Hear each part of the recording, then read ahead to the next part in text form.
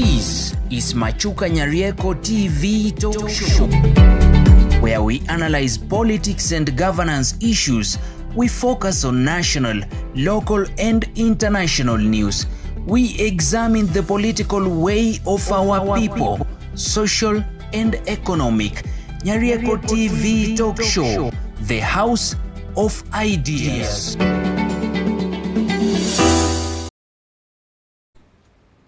Hello viewers and good evening.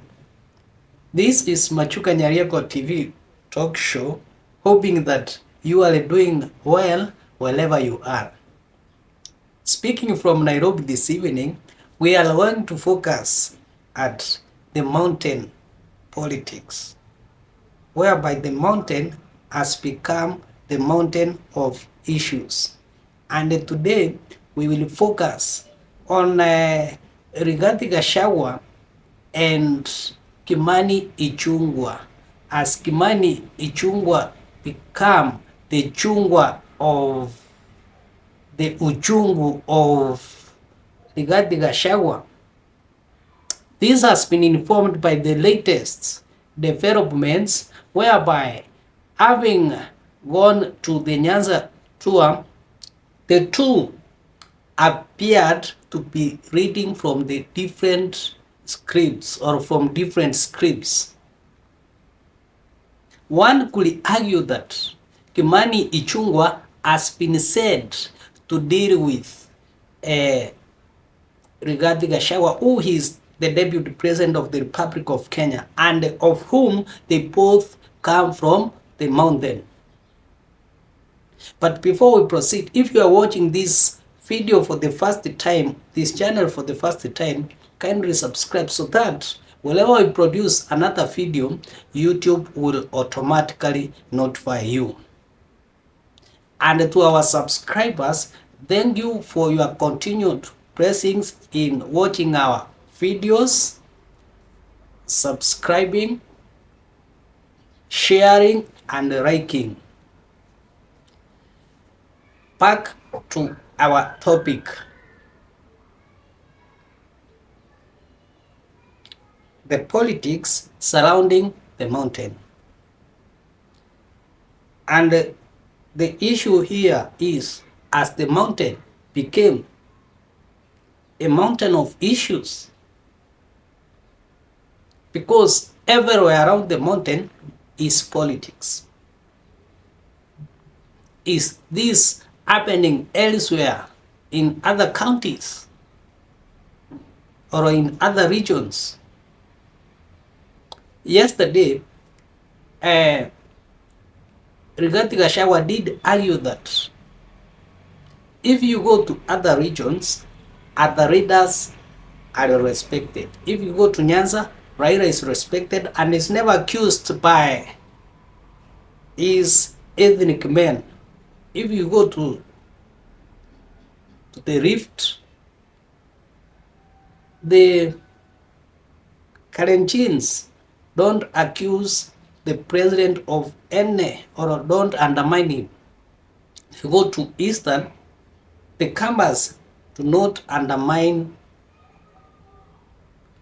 Kalonzo Musyoka, where he argues that when you go to the mountain, you will find their leaders are being undermined and being betrayed, giving an example of what they did in the last general election, where they undermined their own president,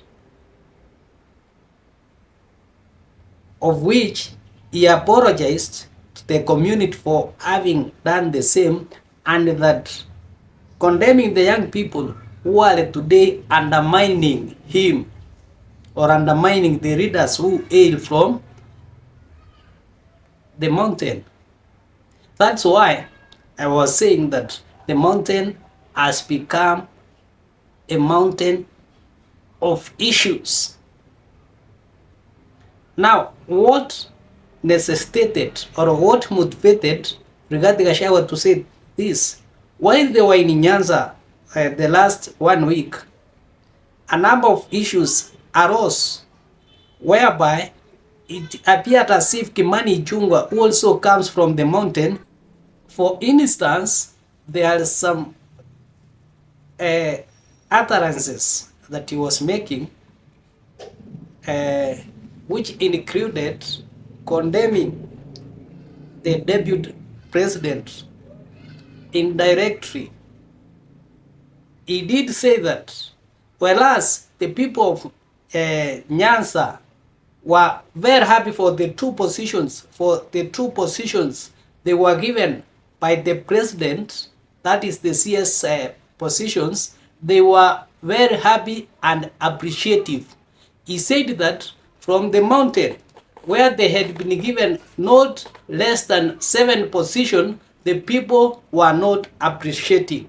This appeared as if he was directly condemning the deputy president.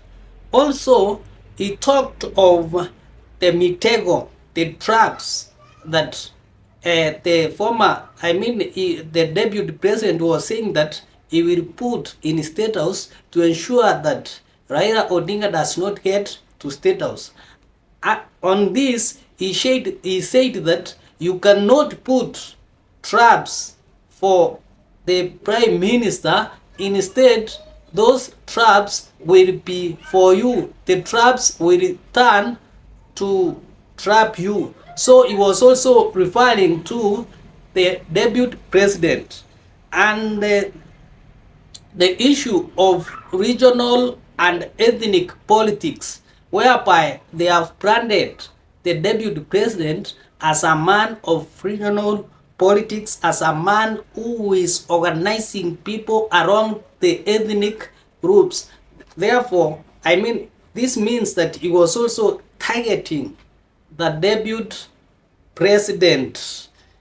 Those 3 issues were effectively disseminated by Kimani Ichungwa to the people of Nyanza, despite the fact that the people of Nyanza did assume Kimani Ichungwa, and probably the people were assuming Kimani Ichungwa because Kimani Ichungwa had frustrated them during the finance bill. And as clever is, Rigathi Gachagua had apologized even before going to Nyanza when he said he never knew. Rigathi